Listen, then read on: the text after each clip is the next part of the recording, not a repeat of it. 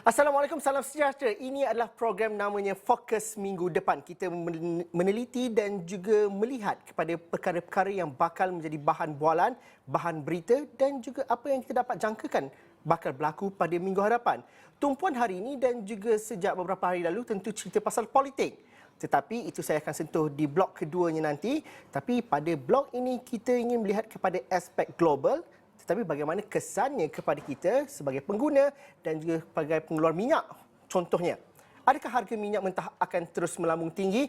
Ini susulan daripada ketegangan yang berlaku ataupun peperangan yang berlaku di antara Ukraine dan juga Rusia, dan bagaimana kita melihat kepada pasaran bekalan tenaga secara keseluruhan di peringkat global dan juga bagaimana Malaysia setidak-tidaknya akan terkesan mengenai perkara ini. Saya tidak arif sangat, tapi Ibrahim Sani, editor bisnes Astro Awani bersama dengan saya pada petang ini untuk memberikan sedikit sebanyak pencerahan dan juga memberikan pemahaman yang lebih jelas mengenai perkara ini. Ibrahim, kalau dilihat kepada harga minyak terus melonjak naik dari masa ke masa sejak peperangan berlaku antara Ukraine dan juga di Rusia, satu perkara. Sebagai sebuah negara pengeluar minyak, mungkin ada kata, ini mungkin bagus kerana pendapatan negara akan bertambah, tetapi kita juga perlu sedar bahawa harga minyak yang kita tuang ke dalam kereta kita adalah antara yang terendah kerana subsidi kerajaan. Bagaimana ia boleh memberikan satu gambaran secara keseluruhan? Efek domino yang berlaku, apa yang berlaku di Ukraine dan juga di Rusia terpalit juga hingga kita di Malaysia ini. Pertama sekali saya ingin terangkan bahawa saya bukan market analyst expert di mana Zul dakwa tadi. Tapi bolehlah Ibrahim. Bolehlah baca sedikit kan. Ada beberapa laporan yang menyatakan bahawa harga minyak akan terus melambung ke $130 satu tong. Dan ada juga satu artikel yang dikeluarkan oleh Bloomberg dan dipublishkan oleh oilprice.com yang menyatakan bahawa harga minyak mungkin naik setinggi $200 setong menjelang akhir tahun ini. Nah, ini semua speculation. Tetapi ada tanda-tanda yang menunjukkan bahawa memang ada kemungkinan harga minyak boleh naik setinggi 130 dan kemungkinan setinggi 200 tong. Tapi betul apa Zul cakap, 200 bukankah ini bagus untuk negara, sebuah negara net exporter? Tak juga, sebab kalau harga minyak naik, maka minyak yang dituang di tong, terutamanya RON95, RM2.05 seliter, ini bermakna kerajaan harus membayar lebih subsidi untuk mengekalkan harga RM2.05 setong.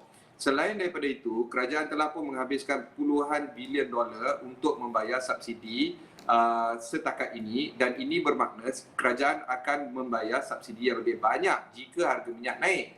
Jadi apa faedahnya kalau harga minyak naik? Mungkin Petronas akan untung ataupun syarikat-syarikat pengeluar minyak di dalam negara ini seperti Shell dan Exxon, Petron dan sebagainya mungkin akan untung. Tetapi kerajaan akan rugi. Dan itu bukan net zero effect sebab kerajaan pun menerima dividen daripada Petronas setiap tahun. Baru-baru ini Petronas pun telah mengumumkan bahawa pendapatan selepas cukai adalah 48.6 bilion ringgit Malaysia. Dan kerajaan boleh membayar dan Petronas boleh membayar 25 bilion ringgit dividen kepada kerajaan menjelang tahun fiskal tahun ini sekitar Jun ataupun Julai.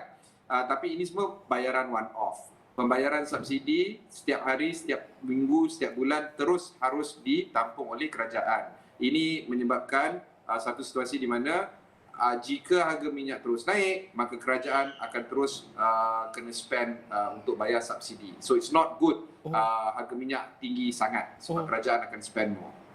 Ibrahim, mungkin kita berganjak ke belakang sedikit. Kita tahu perang Rusia dan juga Ukraine. Tapi latar belakang daripada industri minyak, sektor tenaga itu perlu kita fahami secara dengan lebih meluas. Di peringkat antarabangsa, mereka mengatakan bahawa mereka menggesa negara-negara pengeluar minyak seperti negara-negara Timur Tengah untuk mengeluarkan lebih banyak hasil supaya dapat mengimbangkan ataupun menstabilkan harga minyak pada ketika ini.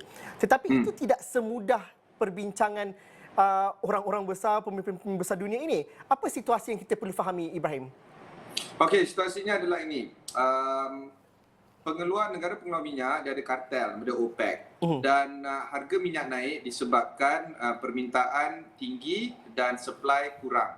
So ini menyebabkan price go up. There is also satu elemen yang orang boleh guna pakai iaitu futures ataupun forecasting, projection. Dan sekiranya konflik Ukraine-Rusia akan berterusan, bukan saja minyak, tapi harga-harga komoditi juga akan meningkat. Seperti mana kita tahu, nikel baru-baru ini digantung perdagangannya di London Metal Exchange buat pertama kalinya dalam sejarah, sebab harga nikel telah pun melonjak begitu tinggi. Dan sebagai satu pengguna tech savvy user macam saya ni, saya sentiasa melihat kepada sektor semiconductor seperti contoh, dan seperti mana kita dah baca beberapa bulan kebelakangan ini, the semiconductor supply chain ada mengalami satu situasi kekangan, di mana komputer seperti MacBook dan laptop dan iPhone dan sebagainya semua lambat ke pasaran sebab ada semiconductor constriction. Tambahan dengan konflik ini, bukan sahaja supply chain, pembikinan semiconductor itu sendiri juga akan mengalami masalah. Ini disebabkan oleh Rusia, sebuah negara palladium yang terbesar di dunia, dan buat masa ini tiada negara yang membolehkan import daripada Rusia. So palladium sebagai bahan mentah tidak boleh diimport. Ukraine pula adalah sebuah pengeluar neon gas terbesar di dunia, dan neon gas juga diperlukan untuk pembikinan semiconductor. Dan disebabkan dua barang mentah ini, bahan mentah ini akan mengalami constriction dari segi pengeluaran, maka semiconductor industry juga akan mengalami problem, masalah. Bukan saja supply chain, tapi pembikinan semiconductor itu sendiri akan menjadi masalah.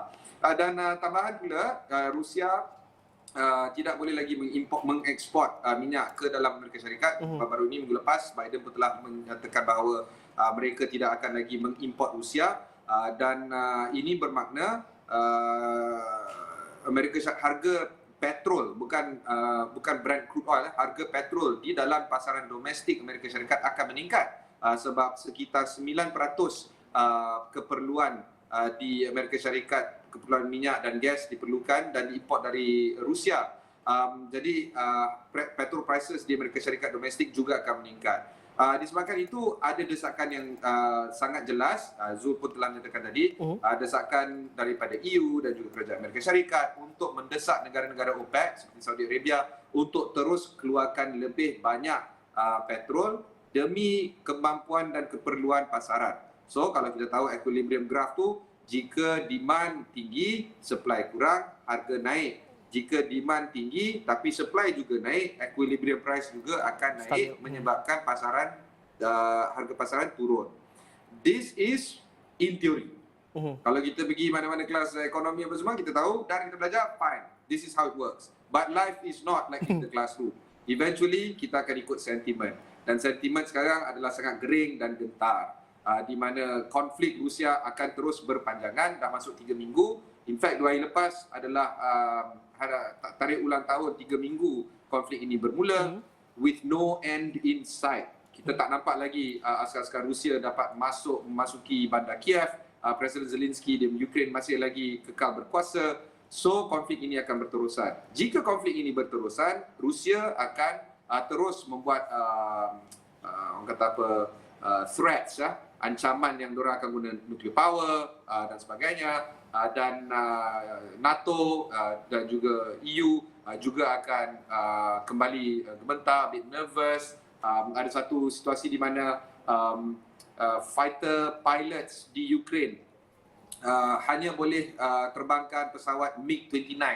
Jadi mereka memerlukan pesawat MiG-29. Diorang tak boleh fly Falcon ke, diorang tak boleh fly F-35 dan sebagainya. Diorang boleh fly MiG-29. Macam kita di Malaysia, tentera udara kita. Tapi Poland ada MiG-29 dan Poland nak bagikan pesawat tu dekat Ukraine, tapi Poland takut nak bagi terus. So Poland bagi dekat Amerika Syarikat melalui NATO, dan NATO sekarang dah fikir macam mana nak bagi pesawat tu dekat Ukraine. So if people are now giving, fighter jets to another country, this is basically all out war lah. And this drives up the sentiment on all the commodity prices, termasuk harga minyak. Dan disebabkan itu harga minyak mungkin akan kekal terus tinggi walaupun ada supply banyak yang dikeluarkan oleh OPEC. So OPEC pun knowing this cakap there's no point us increasing supply, because if sentiment is high, oil prices will continue to be high. Why do you want us to create more oil? Ibrahim, kenapa kita bercerita pasal perkara ini? Kerana kita juga menyebut daripada awal bahawa ini akan ada impak kepada negara kita secara keseluruhannya. Mungkin Ibrahim Sani kalau sebelum ni tuang minyak RON 97 mungkin dah kena beranjak balik N95 kerana harga begitu mahal. Ini contoh. Tetapi daripada struktur ekonomi dan juga cara kita mengawal keadaan ini di peringkat domestik, apa yang perlu dibincangkan dalam hal-hal yang berkaitan dengan ekonomi dan juga Kementerian Keuangan, apa tindakan yang perlu diambil pada minggu-minggu mendatang? Kerana kita tahu ini adalah minggu keempat, minggu depan masuk konflik antara Ukraine dan juga Rusia, dan kita di peringkat ini mungkin perlu bersedia dengan lebih awal. Bagaimana itu kita perlu fahami, Ibrahim?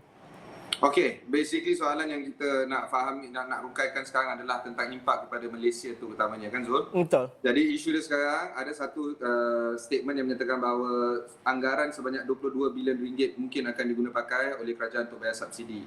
Walaupun kita negara pengeluar minyak yang terbesar, yang basically net exporter of minyak, tapi 22 bilion ringgit is expected, ya. So ada sensitivity analysis yang dikeluarkan oleh KAF Research, KAF Research. Untuk setiap $1 increase dalam Brent crude oil, ini bermakna terdapat 300 juta increase dari segi government revenue. So government dapat banyak duit. Tetapi pada masa sama, setiap $1 increase dalam price crude oil daripada harga anggaran 67, ya. So 67 US dollar adalah harga anggaran yang diletakkan oleh Belanjawan 2022 oleh Tengku Zafrul, diumumkan pada bulan Oktober itu hari. Back to that statement that just now, setiap $1 increase ini juga akan meningkatkan subsidi bil sebanyak 440 million juta ringgit. So ada gap sebanyak 140 juta negatif setiap $1 increase dari $67 setong. So kalau ada contohnya daripada $67 anggaran price, dia jadi 167 real price, market price. So ada $100 anggaran. Ini bermaksud kerajaan akan spend 30 bilion subsidi, kerajaan akan mendapat 30 bilion dari segi revenue, tetapi akan spend sebanyak 440 bilion dari segi subsidi. So there's a net loss of 140 billion. This is an example, the clearest example. So does the government have 140 billion ringgit to spend on subsidy? The quick answer is no. But I don't know what the Ministry of Finance akan buatlah untuk memastikan keadaan ini tidak akan berlarutan. Dan itu yang kita perlu lihat dan juga perlu kita tengok bagaimanakah tindakan ataupun ini menjadikan bahan perbualan juga pada minggu hadapan. Ibrahim Sani, Notepad mungkin akan cerita pada perkara ini. Begitu juga bisnes awal mestinya. pagi. Dia cerita panjang. Dia cerita panjang. Semua price. Okey. Baju makan beras naik, ni baju Melayu naik, semua naik. Jadi minggu depan, sepanjang minggu depan tonton Ibrahim Sani walaupun 10.30 malam, tapi ini berbalik untuk ditonton. Terima kasih Ibrahim kerana sudi bersama kami dalam Fokus minggu hadapan pada jam 5 petang ini. Terima kasih. Itu Ibrahim Sani, dan sebentar lagi saya ingin bercerita pasal politik. Perdana Menteri yang juga naib Presiden UMNO baru saja selesai menyampaikan ucapan penggulungan di Perhimpunan Agung UMNO 2021. Perincian dan juga perbincangannya akan saya bawakan selepas ini.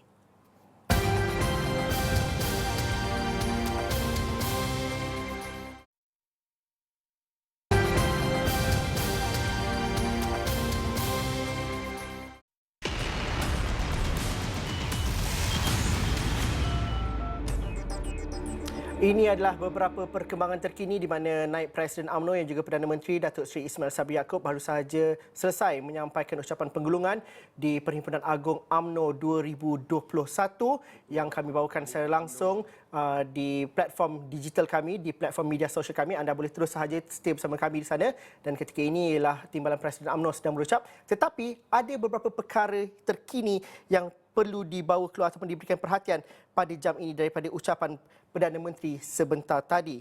Antara lain yang paling menarik perhatian ialah mengenai pengumuman beberapa projek mega khususnya di Proton City Tanjung Malim, dan juga perkara yang mungkin memberikan impak secara keseluruhannya ialah Perdana Menteri di hujung ucapannya mengumumkan bahawa kerajaan meluluskan pelaksanaan kadar gaji minimum baharu RM1,500 sebulan mulai 1 Mei 2022 di seluruh negara. Selain itu, di hujung ucapan tadi juga, Perdana Menteri ada menyatakan mengenai cadangan pembubaran Parlimen, di mana Perdana Menteri mengatakan bahawa beliau mendengar cadangan pembahas-pembahas mengenai pembubaran Parlimen, tetapi beliau beri jaminan keputusan besar ini akan dibincangkan bersama top 5 parti, dan ia juga akan dibincangkan dalam Majlis Kerja Tertinggi UMNO dan juga Jemaah Menteri sebelum dipersembahkan untuk perkenan yang di Pertuan Agong. Perincian ucapan Perdana Menteri ini akan kami bawakan di astroawani.com, dan juga dalam Awani 745 malam ini.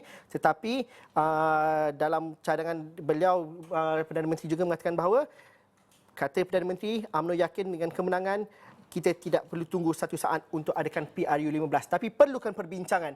Dan saya ingin bersama dengan Dr. Mazlan Ali, penganalisis politik dari Universiti Teknologi Malaysia, UTM. Dr. Mazlan Ali, ini perkara yang baru kita ikuti, ucapan oleh Perdana Menteri sebentar tadi, Naib Presiden UMNO.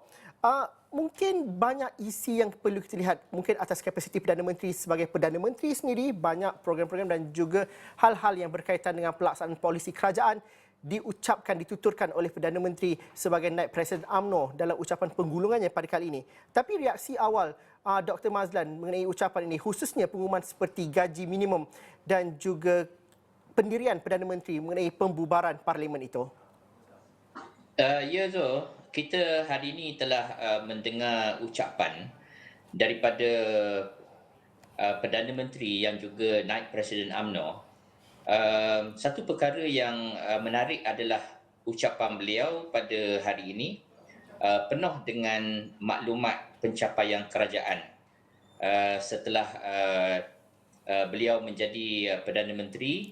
Dan kalau kita lihat pada ucapan tadi, telah disebut banyak pencapaian-pencapaian kerajaan, antaranya adalah pemulihan ekonomi, di mana KDNK telah meningkat dan pandemik COVID telah ditangani dengan begitu baik oleh kerajaan, dan ranking yang dikeluarkan oleh Bloomberg sendiri menyatakan bahawa kita Malaysia ni adalah yang terbaik di Asia Tenggara dan yang ke-19 di dunia. Ini membayangkan bahawa Datuk Seri Ismail Sabri Yaakob sebagai Perdana Menteri telah pun melaksanakan tugas beliau dengan begitu baik, dan seperti juga saranan oleh Majlis Kerja Tertinggi UMNO pada tahun 2021, pertama, kejayaan ini mungkin dicapai kerana kestabilan yang wujud kerana kerajaan telah mewujudkan MOA dengan pembangkang, dan pada masa yang sama ini telah memberikan kestabilan untuk kerajaan fokus kepada usaha pemulihan negara. Dan di akhir ucapan tadi, seperti yang Zul sebut tadi, Perdana Menteri kata pembubaran parlimen adalah sesuatu yang pasti, tetapi memerlukan perbincangan lebih lanjut di peringkat 5 pemimpin tertinggi UMNO. Ini membayangkan bahawa Perdana Menteri tidak ada masalah sebenarnya dalam perkara tersebut, tetapi sebagai Perdana Menteri yang sedang melaksanakan pemerintahan untuk kesejahteraan rakyat, maka sudah pastilah perkara tersebut perlu diperbincang dengan lebih telus supaya beberapa aspek yang perlu diteliti tidak akan memberikan kesan kepada rakyat dan juga negara.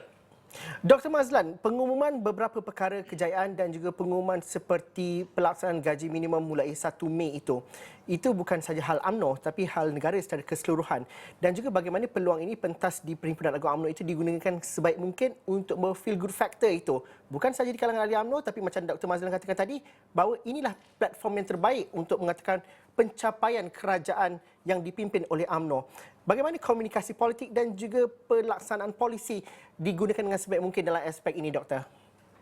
Saya kira ini langkah kanan kerana ucapan Perdana Menteri pada hari ini di Perhimpunan Agung UMNO adalah pada saya satu forum yang begitu sesuai. Sebagai Perdana Menteri, beliau bertanggungjawab bukan hanya kepada UMNO tetapi juga kepada rakyat dan negara. Maka di platform Perhimpunan Agung UMNO ini banyak data-data tentang pencapaian negara dan juga perkara-perkara yang berkait dengan polisi yang perlu dijayakan oleh kerajaan telah disampaikan dalam perhimpunan ini.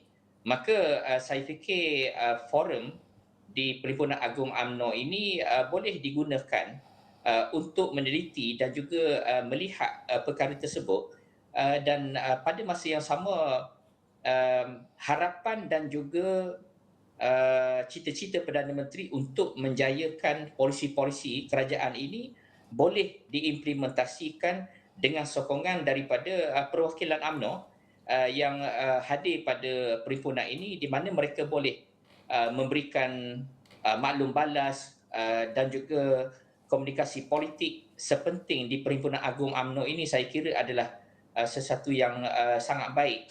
Dan saya merasakan bahawa perwakilan UMNO perlu mengambil kesempatan pada hari ini untuk memanfaatkan maklumat dan juga data-data yang telah dikemukakan oleh Perdana Menteri, kerana ini bukan sahaja penting kepada UMNO tetapi juga adalah penting kepada rakyat dan negara. Sekiranya UMNO berjaya mendokong perkara-perkara ini di peringkat pemerintahan negara, sudah pasti UMNO akan mendapat mileage politik yang begitu baik dan rakyat akan melihat UMNO sebagai satu parti yang benar-benar mementingkan kesejahteraan dan juga kemakmuran negara dan juga rakyat. Dr. Mazlan, seminggu yang lalu apabila kita menjangkakan Perhimpunan Agung UMNO ini, kita ada yang merasakan bahawa ianya mungkin akan berjalan dengan sedikit tegang. Menjadi rahsia umum, ada kelompok UMNO Menara Dato' On dan juga UMNO di Putrajaya, dan itu disedari dengan secara jelas oleh masyarakat dan juga orang UMNO sendiri. Tapi melihat kepada apa yang berlaku pada hari ini, adakah keharmonian itu ada? Meskipun perdebatan mengenai pembubaran parlimen itu berlaku, tetapi adakah pada pandangan Dr. Mazlan ianya berjaya diharmonikan oleh pemimpin-pemimpin dengan frasa kata akan dibincangkan itu? Ada desakan tapi boleh juga dikendurkan desakan itu. Bagaimana kita melihat itu? Kerana akhirnya perwakilan-perwakilan yang menghadiri PAU 2021 ini akan membawa mesej kepada ahli-ahli UMNO secara keseluruhannya. Dan apakah mesej itu? Ya, kita adalah jelas ya, setelah UMNO memenangi pilihan raya di negeri Melaka dan negeri Johor, sudah pastilah akar umbi UMNO, terutama mereka yang hadir dalam perhimpunan ini, sedang bersemangat sekarang. Kerana mereka merasakan bahawa UMNO perlu mengambil peluang yang ada sekarang untuk memenangi pilihan raya umum ke-15, maka suara-suara desakan terhadap Perdana Menteri untuk membubarkan parlimen itu nampak kedengaran begitu jelas. Malah dalam ucapan pemimpin-pemimpin yang penting dalam awal perhimpunan ini juga menggambarkan bahawa perlu supaya Perdana Menteri membubarkan parlimen. Akan tetapi kita lihat di dalam UMNO ini ada juga suara-suara yang rasional, supaya tidak semata-mata melihat kepada kepentingan survival UMNO semata-mata, tetapi dia mesti diharmonikan juga dengan kepentingan rakyat dan negara. Maka pandangan-pandangan daripada pemimpin-pemimpin tertentu telah dilontarkan, dan pada saya pada hari ini selepas ucapan Perdana Menteri, kita nampak dan kita jangka bahawa pengharmonian antara tuntutan untuk membubarkan parlimen itu dengan melihat kepentingan negara secara keseluruhan itu akan menjadi inti kepada perhimpunan dan juga keputusan yang dicapai dalam perhimpunan ini nanti. Dr. Mazlan, melihat kepada keselesaan, keyakinan dan juga keberanian orang UMNO berhimpun pada kali ini, adakah itu antara isyarat dan juga ada cakap-cakap di belah blok pembangkang pula untuk mengusahakan penyatuan yang lebih jitu di kalangan blok-blok pembangkang? Namun mungkin sedikit soalan saya kepada Dr. Mazlan secara spesifik, di manakah terletaknya parti PAS sekiranya berlaku penyatuan di kalangan parti-parti pembangkang dan juga parti-parti sepihak yang lain? Bagaimana kita dapat fahami situasinya dengan mengambil kira pasca Perhimpunan Agung UMNO ini? Ya, kita sedar bahawa selepas daripada keputusan pilihan raya di negeri Johor dan PAS sebagai rakan Muafakat Nasional kepada bersama UMNO sebelum ini, dua kali mereka tidak bersama, malah berlawan di antara satu sama lain di Melaka dan juga di Johor. Dan keputusan di Johor itu sendiri telah memberi pengajaran yang banyak kepada parti-parti pembangkang. Kerana salah satu sebab kekalahan mereka adalah kerana pertembungan banyak penjuru yang sebenarnya memberi kelebihan kepada UMNO secara tidak langsung. Maka sudah pasti kita pun dengar ura-ura adanya perbincangan-perbincangan di antara parti-parti yang menentang UMNO dan Barisan Nasional di Johor baru-baru ini. Maka adakah satu jajaran baru kerjasama itu adalah sesuatu yang tidak mustahil dalam politik, apa-apa boleh berlaku. Dan pada masa yang sama kita lihat di Perhimpunan Agung UMNO pula kita lihat banyak perwakilan dalam ucapan-ucapan sebelum ini, kita lihat mereka begitu yakin dan mereka begitu bersemangat untuk terus masuk dalam pilihan raya ini secara solo. Maksudnya UMNO dengan komponennya MCA dan MIC akan menyertai PRU ini secara solo tanpa kerjasama dengan parti-parti politik yang lain. Itu bayangan yang kita nampak pada hari ini. Maka ada asasnya dan kita akan lihat apakah keputusan Perhimpunan Agung UMNO ini akan menatijahkan satu rumusan dan keputusan yang sesuai di antara UMNO secara solo ataupun satu bentuk jajaran yang sesuai dalam PRU akan datang. Okey, baik. Terima kasih Dr. Mazlan Ali kerana bersama dengan kami. Ini adalah perbincangan pasca ucapan penggulungan oleh Naib Presiden UMNO yang juga merupakan Perdana Menteri Datuk Seri Ismail Sabri Yaakob. Ketika kami berbual, Timbalan Presiden UMNO masih lagi berucap dan juga Presiden UMNO belum lagi berucap pada ketika ini. Kita mungkin akan menunggu perinciannya di astroawani.com dan seluruh platform digital Astro Awani. Untuk fokus minggu depan, cukup saja sekat di sini. Kita jumpa lagi di ketetapan dan juga masa yang lain. Terima kasih semuanya.